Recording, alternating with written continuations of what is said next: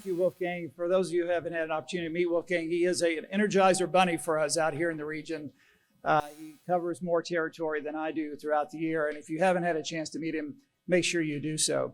Let me also echo his sentiments and thank our sponsors, NCB, BNY Mellon, Fitch, and the Saudi Development Fund. Without their generous support, we could not be here in front of you today. And also thank all of our members here in the region. We have over 90 members in the MENA region. We greatly appreciate your support and your participation in not only this event, but our events throughout the year.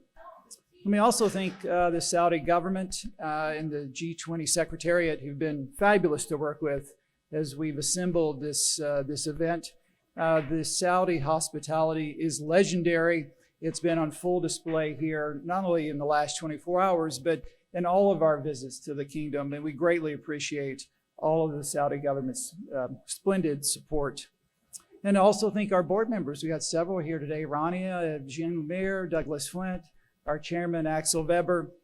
We have excellent leadership at the IF, and I'm truly blessed with the kind of leaders that we have sitting around the table governing the IF. And then let me thank all of our members from wherever you have come. We're a membership organization. You are the client. I work for you, we work for you. And at any time throughout the day, if you have needs or concerns or thoughts or comments, please don't hesitate to pull us aside and let us know. I like market signals. I want to know what we're doing right and also what we could do better. So please let us know, give us feedback. I hope some of you, or if not all of you, were able to join us last night for a very excellent dinner with the managing director of the IMF, the new managing director, Kristalina Georgieva. It was an excellent conversation. I really enjoyed spending time with her, and I've got to know her quite well over the last few months. She's very engaging, very thoughtful, very different than maybe what we've seen from previous MDs. And I thought her far-ranging conversation was insightful. If you didn't get a chance, then maybe find a time later today at a coffee break, and I'll give you a full debrief. But it just shows the range of the issues that not only she, but the IMF now covers, very different than maybe the fund from 20 or 30 years ago. One of the issues we discussed last night was the changing nature of our forecast for global growth. Several years ago, we had these meetings and there was a sense of synchronized global upswing. Then last year, there was a sense of desynchronization. Earlier this year, our board met in Zurich and there was a sense of maybe hopefulness that maybe the manufacturing cycle, the global cycle had bottomed out. We were seeing some green shoots. And then, of course, the unfortunate and tragic crisis in China with the coronavirus that has really paralyzed it and which has created an enormous uncertainty with respect to the global outlook. And our thoughts and prayers go out to all of our Chinese members and our friends and their families in China. We have an office in Beijing, which we have shuttered for some period of time. But we look forward to reopening that office. We look forward to China coming back and joining the global economy as they fight through these very tough times. And not only in China, but anywhere that is suffering from the coronavirus, we wish them all the best. And we look forward to doing everything we can as part of a global community to help them soldier through.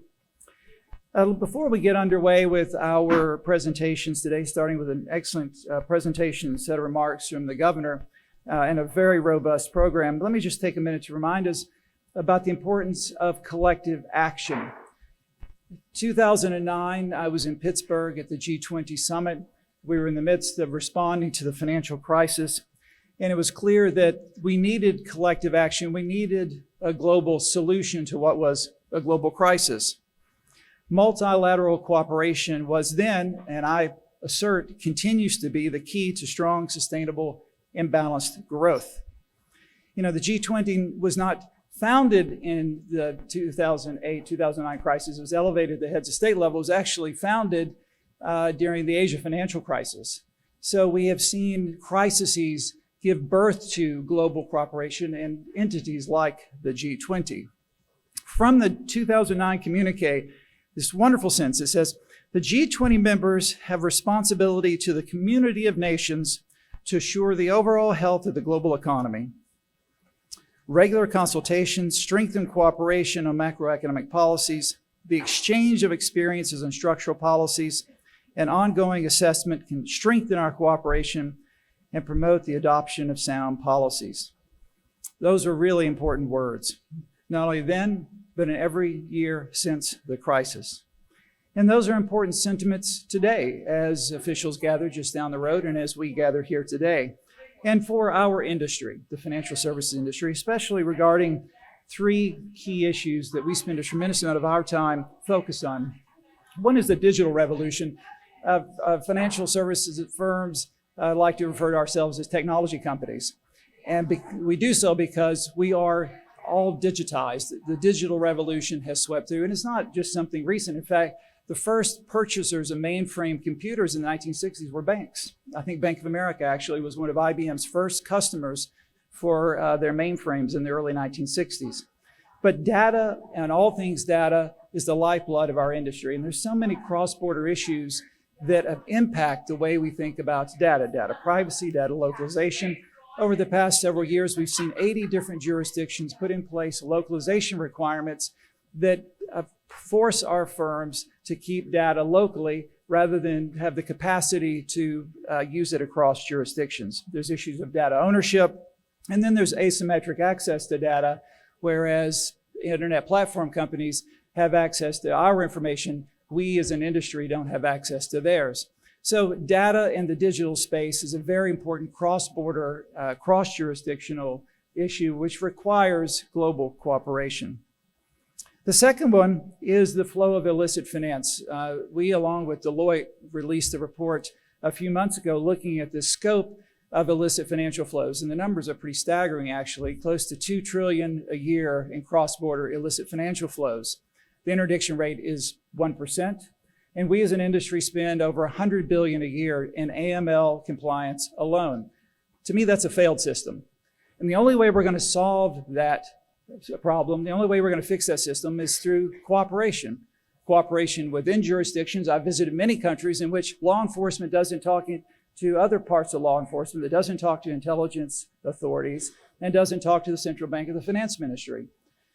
If we can't even talk within countries, how are we going to talk across jurisdictions? And we at the IF are committed to finding ways to bring the various officials and authorities and our member firms to the table to find ways to thwart the illicit flow of finance, and do that through public-private partnerships, through the sharing of information, through new cooperative regimes, the use of new technology such as artificial intelligence and machine learning, but do so in a cooperative manner. We cannot do it within jurisdictions. We cannot do it without shared responsibility. And then the last issue, an issue we talked on last night, which is spending a tremendous amount of my time, is on sustainability. The broader issue of the environment and social and governance issues under the heading of ESG. Sustainability is a part of that, and then climate change is a piece of that. It is probably one of the most consequential issues that we will work on in our professional careers.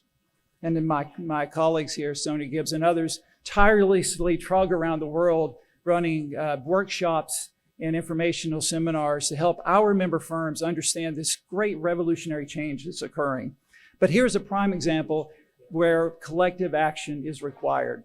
If one jurisdiction takes some sort of remedial action and the emissions move somewhere else, we haven't solved the problem. We've just moved it around. And then you have some jurisdictions who say, I'm sorry, we can't do anything about greenhouse gas emissions or carbon emissions, because if we do and some other country doesn't, an emerging market, China or India for say, then we're at a competitive disadvantage. And then those emerging markets say, well, hey, that's easy for you to say. You're a prosperous, wealthy Western economy. You've already made your money. What about us? Don't we have a right to prosperity, growth? Don't we want a better life for our children as well?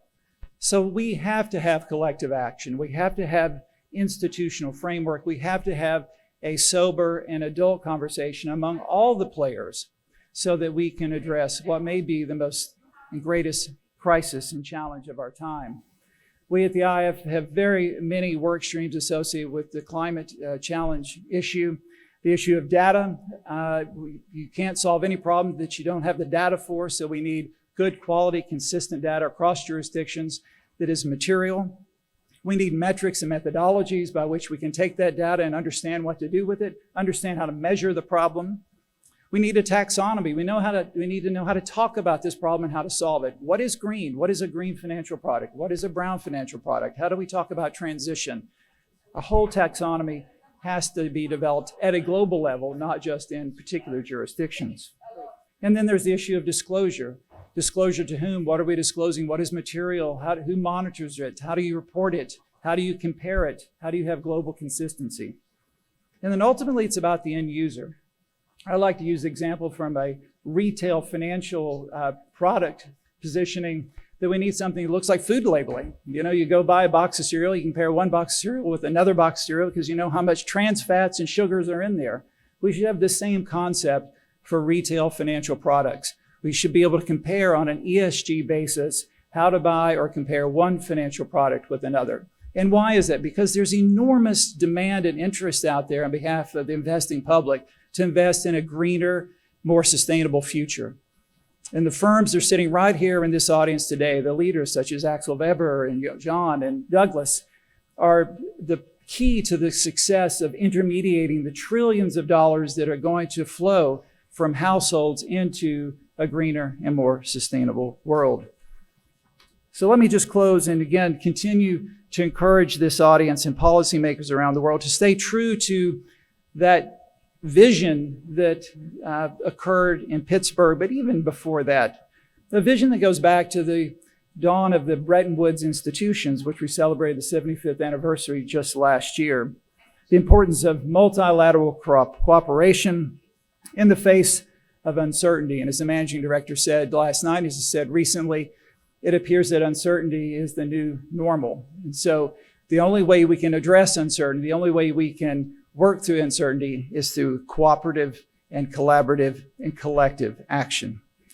So with that, thank you very much for allowing me to take a few minutes to get us started this morning. And with that, I have the real honor and pleasure of introducing our first and distinguished speaker of the day, and that is His Excellency Ahmad Al-Khalifa, the Governor of the Saudi Arabia Monetary Authority. Thank you very much. Have a great day.